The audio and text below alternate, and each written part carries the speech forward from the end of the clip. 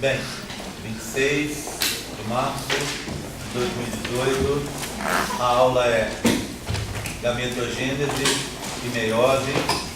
Vou falar para vocês então agora um pouco sobre a estruturação dos locais onde está ocorrendo o processo. E na aula seguinte, o pessoal da manhã já viu os princípios da meiose.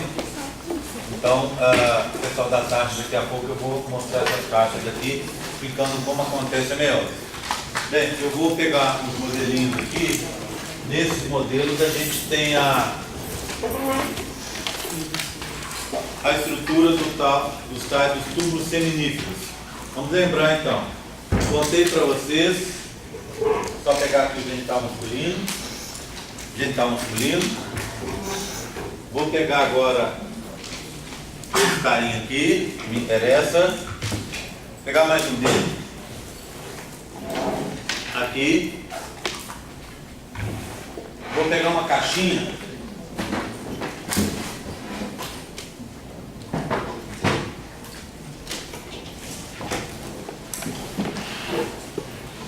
Onde a gente tem os túbulos seminíferos, tá? Pronto. Então, o que eu preciso contar para vocês? Vou falar sobre gametogênese, começar mostrando a parte masculina e em seguida eu vou mostrar a parte feminina. Começar com a parte masculina, que é o mais fácil, e depois a gente vai para a feminina, que é um pouquinho mais de coisa. Não é difícil não, mas tem um pouquinho mais de coisa. Bem, só lembrando então, no interior dos testículos, não é isso?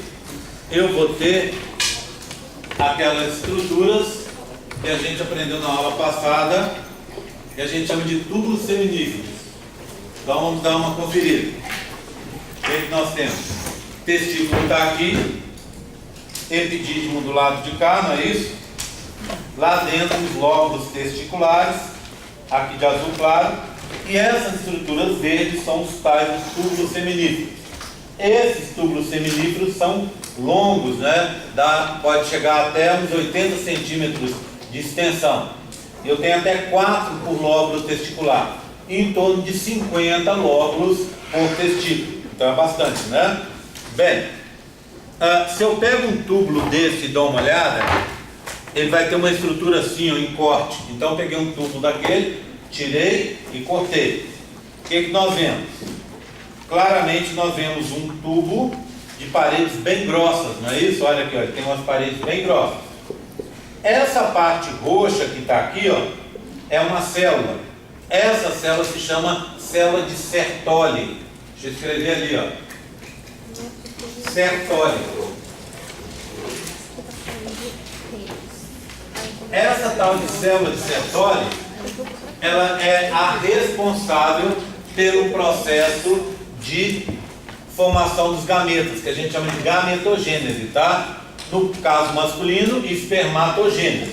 Tá ela aqui, ó. Do lado de fora do testículo, estão vendo essas estruturas rosas com essas coisinhas brancas aqui? As coisinhas brancas são para representar os núcleos. E essas partes rosas que estão do lado de fora são as chamadas células mioepiteliais. Vou anotar. Células de músculo, né? Epiteliais. O que essas células fazem? Elas têm uma capacidade contrátil. Então, contei para vocês na aula passada que os espermatozoides produzidos aqui, eles não têm movimento. Lembram disso? Falei disso, que eles são levados passivamente até o epidídimo e lá no epidídimo eles vão amadurecer. Então são produzidos aqui, não são funcionais e não têm movimento. Essas células aqui de fora... com a internet no momento. Que bom! Essas células mioepiteliais contraem o tubo. E ao contrair o tubo, elas vão empurrando os espermatozoides que passam. Lembra da história? Túbulos retos, rede testicular, tudo vai contraindo. Rede testicular, ductos aferentes, né? Ductos eferentes, desculpa, epidídimo, certo? Então está aqui, ó, as células mioepiteliais, tá? Bem, células de Sertoli, células bioepiteliais. Do lado de fora, você tem um monte de células assim, ó, isoladas, assim, ó, entre um tubo, entre uma voltinha do tubo e a outra, por exemplo, ó. Então imagina, aqui está uma volta do tubo, aqui está outra. Então você teria células no meio, no interstício, vamos dizer assim. Então elas se chamam células intersticiais. Vamos pôr o nome? Células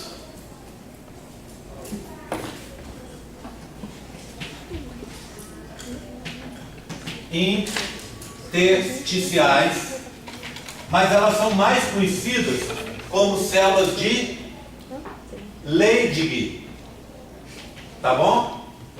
Ok? Bem, o que faz essas células de Leydig? A gente vai aprender a partir da semana que vem. Essas células de Leydig, sob influência dos hormônios que são produzidos aqui na hipófise, elas produzem testosterona, principal hormônio masculino. E são os níveis de testosterona que controlam o funcionamento dessas células daqui de dentro, das células de Sertoli. Tá bom? Bem, aqui eu tenho uma célula de Sertoli grandona, olha, em roxo também. Essa célula de Sertoli é uma célula normal, né? Membrana plasmática, núcleo no seu interior, então é uma célula normal. Só que do lado de fora dela, você tem um monte de bolinhas, tá vendo? Um monte de outras células. Essas células são as chamadas células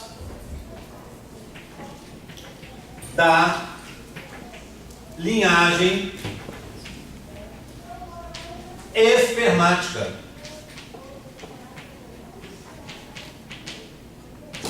Eu vou mostrar a última célula da linhagem espermática e vocês vão entender o resto. Olha aqui, ó. Essa é a última. Ela é o quê? Um espermatozoide. As outras são o quê? Células primitivas que vão se diferenciar, dando origem a um espermatozoide. Então funciona assim, gente, ó. Eu tenho uma célula de Sertoli. Eu tenho outra célula de Sertoli. Entre as duas células, eu tenho as células da linhagem espermática. É como se a gente fizesse assim, ó. Imagina um misto quente. O pão do misto, o pão do misto. O recheio, presunto e queijo, seriam as células da linhagem espermática. Portanto, as células da linhagem espermática, Júlia, não ficam dentro da célula de Sertoli, elas ficam do lado de fora. Apesar delas ficarem do lado de fora, elas têm a biologia controlada pela célula de Sertoli. Ou seja, o processo de transformação que leva à produção dos gametas é controlado pelas tais das células de Sertoli, que por sua vez são controladas pelas células de Leydig, que por sua vez são controladas pela hipófise. Ok? Tudo bem? Então funciona desse jeito. Tá? Bem, vamos dar uma olhada nas células da linhagem espermática para vocês entenderem? O pessoal da manhã já vai conseguir ligar esses nomes com o processo de meiose. O pessoal da tarde, eles vão aprender os nomes e eu vou explicar a meiose e depois a gente tenta ligar um processo com o outro, tá? Vamos lá. Eu tenho a seguinte célula, vou anotar aqui, ó. Espermatogônia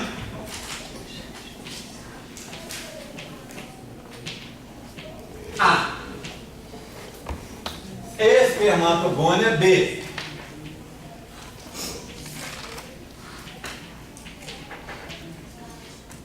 Espermatócito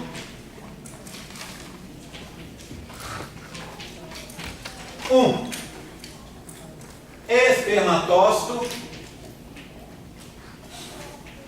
2 espermátides.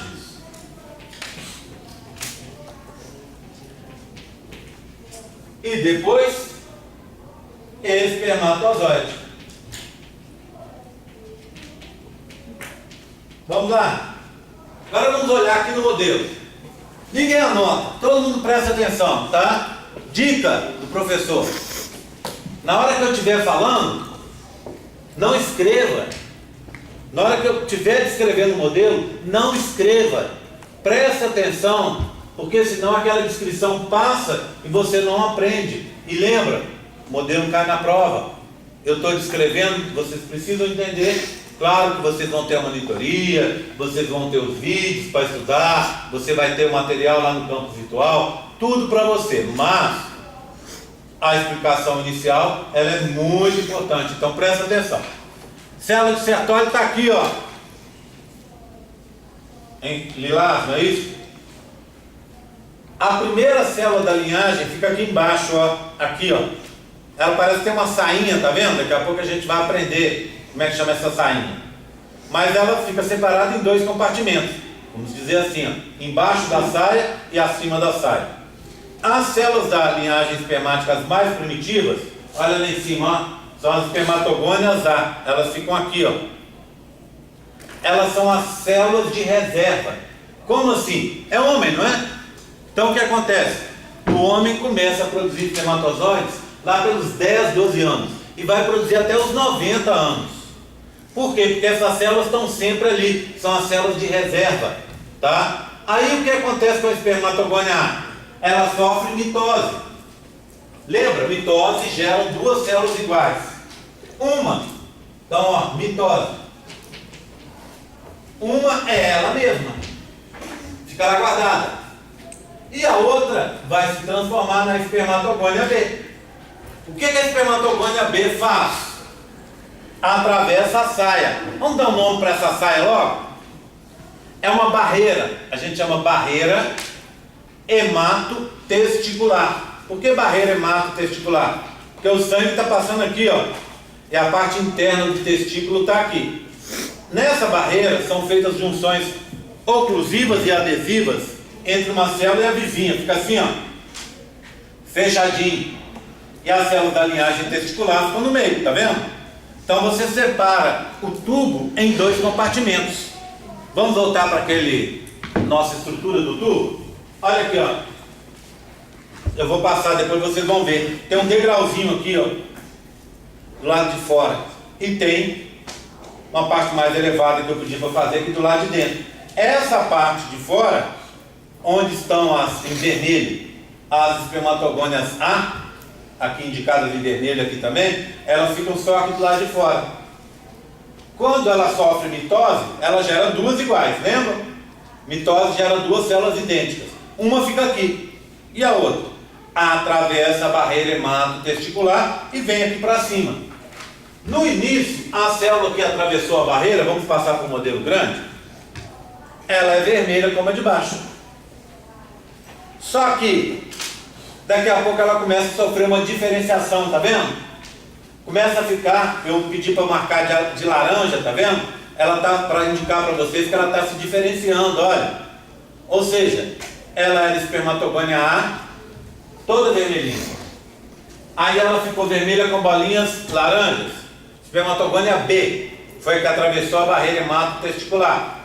Para que serve essa barreira? Para proteger o conteúdo interno, claro, né? Para proteger o que está lá dentro. Aí o que acontece? Ela foi ficando laranja e ficou toda laranja. É essa toda laranja diferenciada, essa célula que vai entrar na meiose 1. Aí é fácil de guardar. Meiose 1, espermatócito, olha lá escrito no quadro, espermatócito 1. Então, ó, é o espermatócito 1 que vai entrar na meiose 1. Como é que é a história da meiose? Na meiose 1, começa com uma célula, geram duas, não é?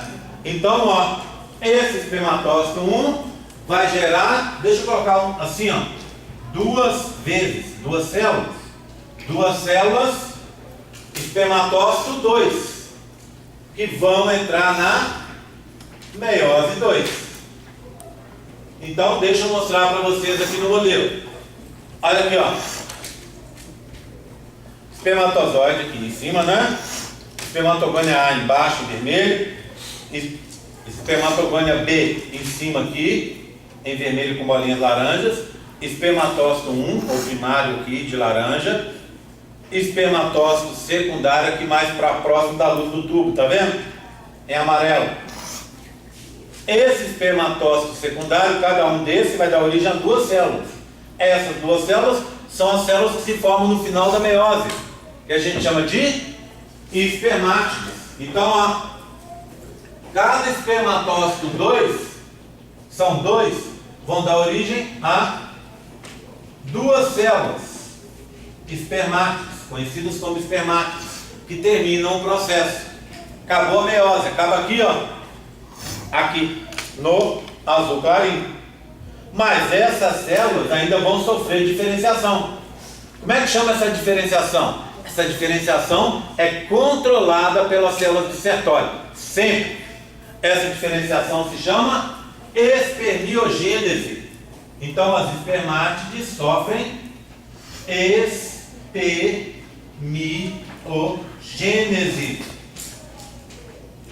gerando 4 espermatozoides. Tá? O que é espermiogênese? Espermiogênese é uma diferenciação bioquímica, fisiológica e morfológica. Olha a diferença. Enquanto uma espermátide é uma bolinha, aqui são duas unidas, podem ficar 4 tá, unidas. Enquanto a espermátide é uma bolinha, o espermatozoide é bem diferente, né? Já tem uma cauda, ele em tamanho aqui não está mostrando, mas ele é bem menor. Então, ele tem um núcleo muito condensado, etc, etc. Então, assim, quem faz esse processo de, por exemplo, de retirada do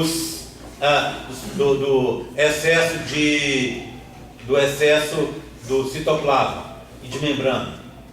A célula de Sertoli. Quem vai fazer com que ocorram alterações bioquímicas e fisiológicas na espermátide para transformá-la em espermatozoide? A célula de Sertoli. E assim por diante. Tá? Bem, vou adiantar uma coisa para o pessoal da tarde, depois a gente retorna nessa nosso esquema aqui, mas já para o pessoal da manhã que já viu. Só relembrando, coisas provavelmente o pessoal também da tarde já viu, tenho certeza. Não é nada de extraordinário isso não. Então vamos lá, ó. A célula que entrou é uma célula 2N, não é isso? 2N. No nosso caso, ela tem 46 cromossomos. Em outras palavras, ela tem dois conjuntos de 23, não é? Um que veio no espermatozoide do meu pai e um que veio no ovócito, dois do gameta feminino da minha mãe. Tá certo? Tudo bem? Aí o que acontece? Eu tenho dois conjuntos. O conjunto, como é que é a história? O conjunto de genes a gente chama de genoma. O conjunto de cromossomos, a gente chama de ploidia. Dois conjuntos, duas ploidias. A gente tem uma palavra mais curta, né? Diploide. Então eu tenho 46 cromossomos, sou diploide, né? Dois conjuntos de 23. A primeira divisão da meiose, ela é reducional. Por quê? Porque nela acontece uma separação de cromossomos homólogos. Em outras palavras, eu formo dois conjuntos com 23 cromossomos, ao acaso. Um conjunto e outro conjunto. E faço duas células. Como eu tinha 46 e caía para 23, eu reduzi. Por isso a primeira divisão da meiose, ela é chamada de reducional. Então, ó, essa célula que entrou também é 2N, 46. Na meiose 1, o espermatócito 1 vai sofrer a meiose 1. Então, obviamente, ele é 2N também. Mas ele vai gerar duas células, que são os espermatócitos 2. Essas células, ao invés de 23, ao invés de 46, elas têm 23 cromossomos. Elas são N. Concorda? Se eu faço duas células, cada uma com 23, 23 com 23, 46. Não perdi nada, mas dividi o conteúdo em dois. Aí o que acontece na meiose 2? Separação de cromátides irmãs, lembra? O cromossomo parece uma gravatinha borboleta. Essa metade de cima, exatamente igual a essa metade de baixo. São cópias, não é? Porque eu tive aquela duplicação semi-conservativa, que copiou o cromossomo exatamente igual. O que eu faço? Eu separo a parte de cima da parte de baixo. não é? Cada parte eu chamo de cromátide. Então na meiose 2 ocorre separação de cromátides irmãs. Ok? Então está aqui, ó. Vão formar então, entram duas células N e vão formar 4 células, 4 espermátides, cada uma, obviamente, N também, para dar origem a 4 espermatozoides, todos N também. Ok? Por quê? A segunda divisão mantém o número de cromossomos. Um cromossomo com 2 cromátides é um cromossomo. Um cromossomo com uma cromátide só é um cromossomo. Concorda comigo? Então, essa divisão, segunda divisão, é equacional, que mantém o número de cromossomos. Tudo bem? Tranquilo? Eu não fiz nada demais, nada de assustador. A única coisa agora, depois desse falatório todo, é que vocês vão ser capazes de dizer a partir de agora o seguinte: você não vai falar mais uma célula entrou em meiose 2. Não. Você vai falar o espermatócito 1 entrou em meiose 2. Uma célula começa a meiose. A célula mãe começa a meiose. Mentira! Você vai falar o quê? A célula chamada espermatócito 1 entra em meiose 1. A célula mãe é o espermatócito 1. Você vai falar assim: ao final do processo se formam 4 células filhas. Não. Você vai falar ao final do processo se formam 4 espermátides haploides. Concorda comigo? A gente só deu nome aos bois por enquanto. Tá? Ok? Tranquilo? Essa é a parte masculina. A parte feminina é um pouquinho diferente. Eu vou contar o processo em si e depois eu vou mostrar a estrutura, tá? Não vai dar tempo da gente contar o processo e mostrar a estrutura. Então, como eu já estou falando do processo, eu prefiro falar do processo e a estrutura, que a gente chama folículo ovariano, eu apresento depois. Tranquilinho, tá? Pergunta primeiro. Você tinha falado que a espermatogônia A é de reserva. Todos eles são de reserva? Só a espermatogônia A. Então, o que acontece? Por exemplo, existe um medicamento que é para tratar o câncer, que ele mata as espermatogônias A como efeito colateral. Ele mata células-tronco como efeito colateral. Então, o cara que vai fazer tratamento e vai tomar esse tipo de medicamento, o que ele faz? Ele vai coletar, vai se masturbar e coletar sêmen em grande quantidade para guardar. Porque pode ser que ele fique estéril por alguns meses. E se a operação não der muito certo, ele pode até ficar estéril para sempre. Então, para ele poder se reproduzir, justamente por isso ele vai guardar esse sêmen dele. Tá? As células de reserva são espermatogônias A. Essa é a diferença do homem para a menina. Vocês não têm mais células de reserva. Isso que eu quero mostrar a partir de agora, tá? Vou mostrar do lado de cá. Pergunta. Pode explicar a ligação entre aquelas células? Sertoli é essa, você viu o lilás, tá? Ela que vai controlar o processo. Então ela fica aqui, ó. Olha aqui, ó. Tá vendo um monte de Sertoli? Essa é uma, essa é outra, fazendo tudo. Elas que vão controlar a transformação e a espermiogênese. Do lado de fora, você tem outras células. Por exemplo, essa aqui, ó. O que é esse aqui? Essa é uma célula de Leydig. Ela produz testosterona sob estímulo da hipófise, aqui da cabeça. Aí o que acontece? Ela produz testosterona e é a testosterona que controla a Sertoli. E Sertoli controla a linguagem espermática. Funciona assim. Tá? Tudo bem? Tranquilo? Vamos dar uma olhada então na parte feminina? A gente vai olhar a parte feminina despreocupada em estrutura por enquanto. Apesar de eu ter falado da parte masculina, da estrutura da parte masculina, eu não vou falar da feminina para a gente conseguir avançar sobre o processo um pouquinho mais. Combinado? Então vamos lá, na parte feminina. Vamos comparar os dois? Olha que interessante, quer ver? Vou apagar aqui, ó. Olha. Pronto. Apaguei. E agora eu vou fazer diferente. Eu vou escrever ali, ó, que aqui é a parte masculina. Opa! Parte masculina, ó. Olha aqui. Parte masculina. E vou fazer a parte feminina. Vou escrever aqui, ó. A primeira célula se chama, pô, aqui eu acho caro. ovogônia. Olha que interessante. Gônia, gônia, ovo, feminino. Gônia é o tipo celular.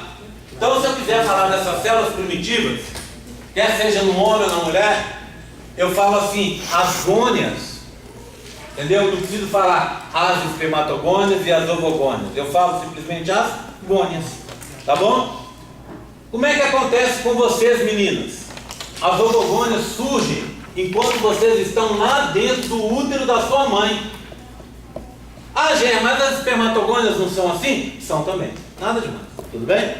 Só que logo, ainda dentro do útero, essas ovogônias vão começar a se diferenciar, tá? Vão virar ovócitos. Opa, está escrito errado. Ovócitos primários.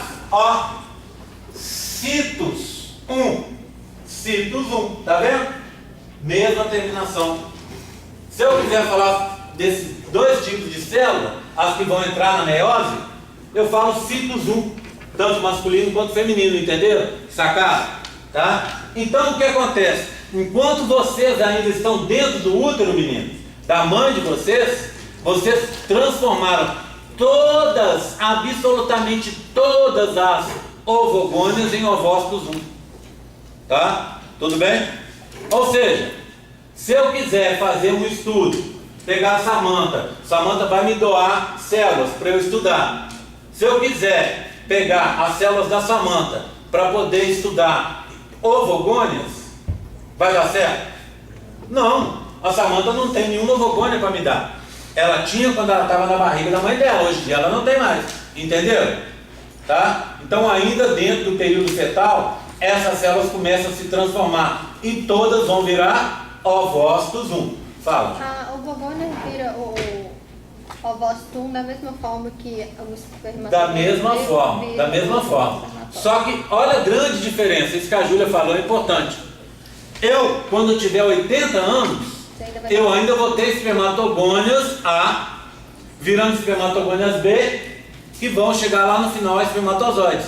Você não. Quando você nasceu, Júlia, você já nasceu com todas as ovogônias transformadas em ovócitos 1. Entenderam? Tá? Tudo bem? Então, como é que funciona? Lá pelo 5º mês, vocês meninas tinham o maior número de ovócitos 1 de todos. Vocês tinham em torno de uns 7 milhões. É muito, tá? Muito. Para as meninas é muito. Claro que se você pensar que numa ejaculação eu produzo 250 milhões, é pouco, tá? Mas no total, ao final, se você vai produzir, até que é bastante. Tudo bem? Então vamos lá. Você tinha 7 milhões. Aí elas começam a morrer. Eu vou anotar aqui, ó. Morte por atresia.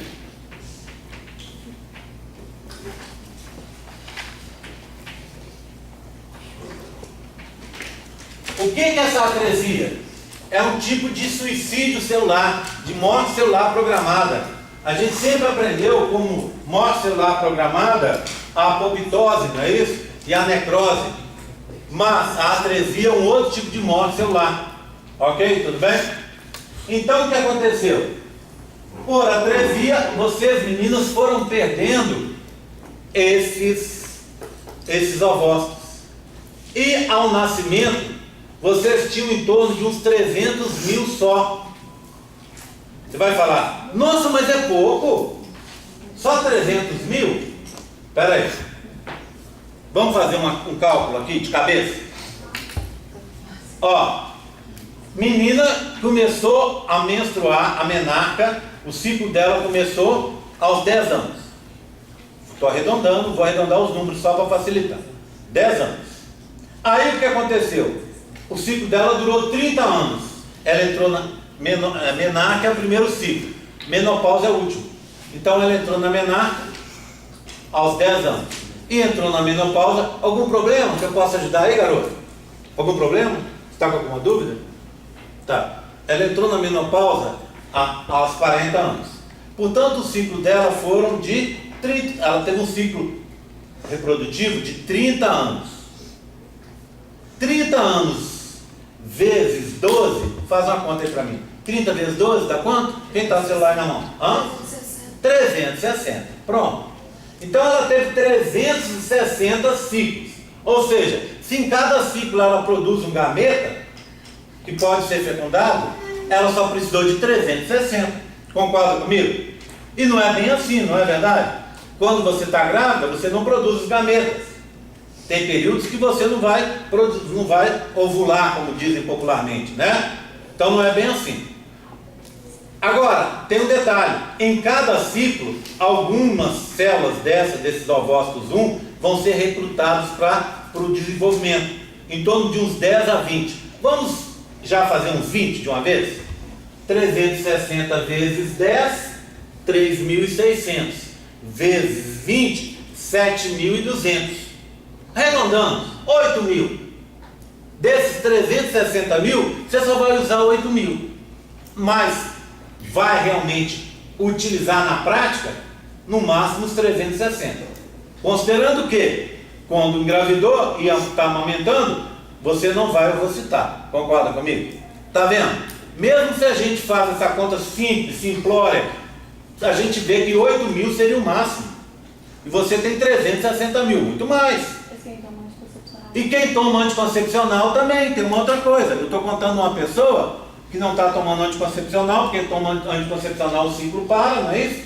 Estou pensando numa pessoa que não engravidou, que não vai engravidar, que não vai amamentar, que não vai ter nenhum problema. Ainda assim são 8.000, pouco, em comparação dos 360 mil que a gente viu. Então, dos 300 mil que você produziu, na verdade, né? Então, quer dizer, tem bastante, tem com sobra, tá? Vamos entender um pouquinho melhor o ciclo para vocês compreenderem o processo? Tudo bem? Então você nasceu, isso aqui vai para o nascimento, tá? Vou anotar aqui, ó. Nascimento. Só que as meninas têm uma outra característica importante. Elas fazem duas paradas no ciclo. Eu que sou um cara carnavalesco, vamos dizer assim, né? Eu gosto de falar assim, que as meninas fazem uma paradona e uma paradinha. Lembra da história das baterias de escola de samba? Aí um dia elas faziam paradinhas, aí depois alguém inventou uma paradona. É que quando ela para de bater, o pessoal fica só cantando, lembra? Antes era só paradinha. Depois resolveram prolongar a paradinha e virou paradona. Como tinha paradinha e paradona, e aqui também tem uma paradinha e uma paradona, eu adotei os nomes. As meninas fazem uma paradona. Como assim, Gé?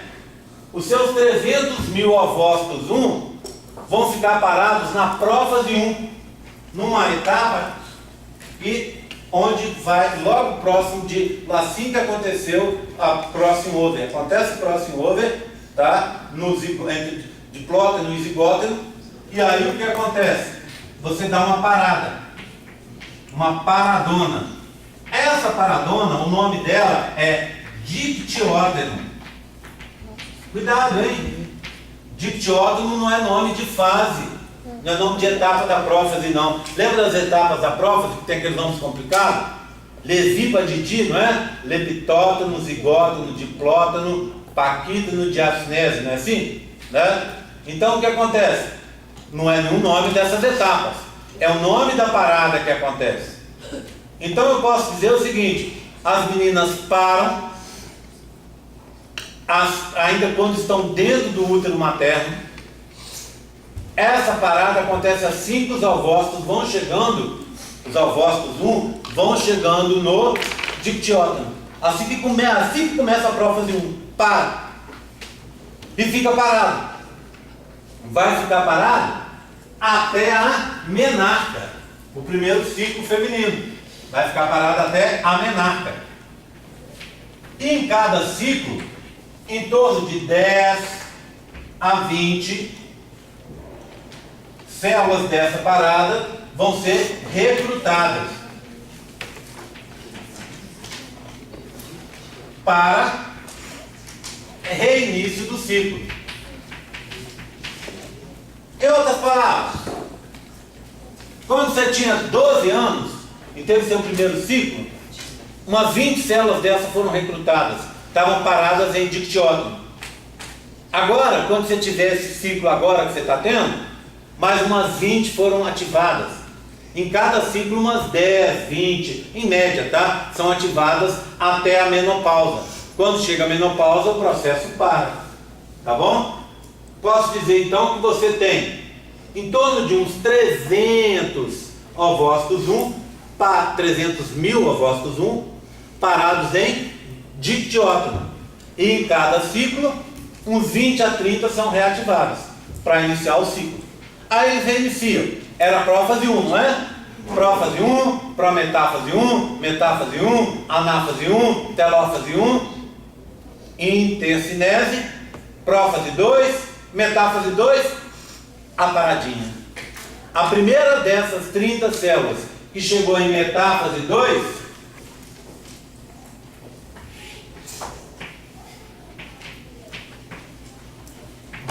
ela vai dar a paradinha. Como é que funciona? Essa célula vai ser ovulada, tá? Eu vou usar o termo popular, tá? Depois a gente vai descobrir que não é ovulação, é ovocitação, tá bom? Vamos deixar a ovulação para não criar mais problema para a cabeça de vocês. Então, essa célula que chegou primeiro, entre as 20, chegou primeiro na metáfase 2, ela vai ser ovulada. E as outras? Morrem. Pelo quê? Qual o mecanismo? Já expliquei. Atresia folicular. Concorda comigo? Tá? E por que ela está parada na metáfase 2? Ela está parada esperando a fecundação. Então, se não tiver fecundação, sem fecundação, o processo não se encerra. Tá? Entendeu? Você precisa fecundar para terminar, para essa célula sair da paradinha e ir para, era metáfase 2, anáfase 2, telófase 2 e o embrião. Concorda comigo? Produzir um embrião que a gente vai chamar, primeira fase do embrião, a gente vai chamar de óvulo e depois vem o zigoto. Ok? Depois vocês vão aprender mais para frente. Então é obrigatório que aconteça a fecundação. Tá? Bem, olha, a menina tem algumas diferenças. Concorda comigo? Vamos falar das diferenças que a gente viu até agora e depois eu vou falar da última. Primeira delas, o processo acontece em ciclos. Concorda comigo? Nem está falado, mas fica subentendido. Segundo, ele dá duas paradas. Uma dentro do útero materno e outra ao final de cada ciclo. Terceira, o processo só se encerra se tiver fecundação. Concorda? Tem que ter fecundação. Posso falar então que uma menina que nunca tiver uma relação sexual na vida dela, ela nunca vai produzir ovócitos 2, a célula é ovócito 2, né? Aqui, ó, metáfase 2, deixa eu escrever. Ovócito 2. Em metáfase 2. Posso dizer para vocês então que a menina que nunca tiver relação sexual, óbvio, não fizer inseminação, seja lá o que for, essa menina jamais vai produzir um ovócito 2 em anáfase 2. Não é? Por quê? Porque para sair da metáfase 2 e ir para a anáfase 2, telófase 2 e encerrar o processo, precisa de fecundação. Se ela não teve relação sexual, não tem espermatozoide para terminar o processo. Não é verdade? Né? Tudo bem, tranquilo? Tá? Agora tem uma outra e última característica. Eu falei de 3, né? Acontece em ciclos. Nós homens, o processo é contínuo. Nas meninas é em ciclo. As meninas dão 2 paradas, o homem não dá nenhuma. As meninas precisam de fecundação para encerrar e nós não. Agora uma última.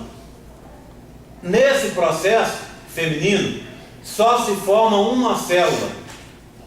No homem se formam 4, né? 2 espermátides. Na menina se forma uma célula só, que é o gameta feminino que a gente chama ovócito 2. Agora você vai estar perguntando, peraí, Gé, o gameta feminino não é o óvulo? Não. É o óvulo se tiver fecundação. Então a primeira fase de formação do embrião, após a fecundação, é a formação do óvulo. Dentro do óvulo eu tenho 2 núcleos, cada um com 23 cromossomos. Por isso esses núcleos são chamados de pronúcleo, porque eles só tem metade. Pronúcleo masculino e pronúcleo feminino. Tá certo? Esse é o óvulo. Então já aconteceu a fecundação. O gameta feminino vem antes. Ele está na paradinha, ali ó.